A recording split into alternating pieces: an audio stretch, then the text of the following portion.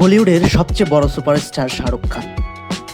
একথার সঙ্গে হয়তো কেউ দ্বিমত করবেন না, কারণ ভারত সহ বিশ্বের বিভিন্ন দেশে ছড়িয়ে আছে শাহরুখ খানের ভক্তরা।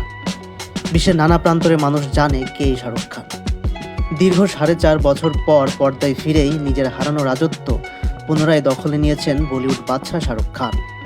গত বছরের শুরুতে পাঠানের আকাশ ছোঁয়া সাফল্যের পর সর্বশেষ জওয়ানের মাধ্যমে ইন্ডাস্ট্রি হিট দিয়ে বাদশা নিজেই বাদশাহী ছন্দে ফিরে আসেন।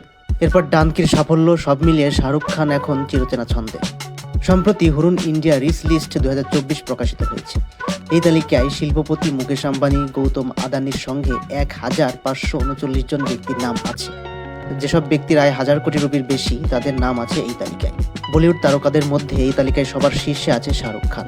এনডিটিভি জানিয়েছে 7300 কোটি রুপির সম্পত্তি নিয়ে হুরুন ইন্ডিয়া ধনীর তালিকায় ঢুকে পড়েছে শাহরুখ খান। তার প্রযোজনা সংস্থা রেড চিলিস এন্টারটেইনমেন্ট ও আইপিএল ক্রিকেট দল কলকাতা নাইট রাইডার্সের সৌজন্যে তিনি এখন ভারতের সবচেয়ে ধনী চলচ্চিত্র তারকা হয়ে উঠেছেন। এ তালিকায় দ্বিতীয় অবস্থানে রয়েছে অভিনেত্রী জুহি চাওলা। তার মোট সম্পদের পরিমাণ 4600 কোটি রুপি। শাহরুখ খানের সঙ্গে রূপালী পর্দায় স্ক্রিন শেয়ার করেছেন জুহি চাওলা। পাশাপাশি শাহরুখ খানের ব্যবসায়িক অংশীদারও এই অভিনেত্রী। শাহরুখের কলকাতা নাইট রাইডার্সের সহকর্ণধার জুহি চাওলা। তালিকার তৃতীয় স্থানে রয়েছে বলিউড অভিনেতা ঋত্বিক রোশন। তার মোট সম্পদের পরিমাণ 2000 কোটি রুপি। অভিনয়ের পাশাপাশি ঋত্বিক একজন ব্যবসায়ী। তার সম্পত্তির মূল উৎস তার fashion brand HRX। Amitabh Bachchan ও তার পরিবারের আয় 1600 কোটি রুপি।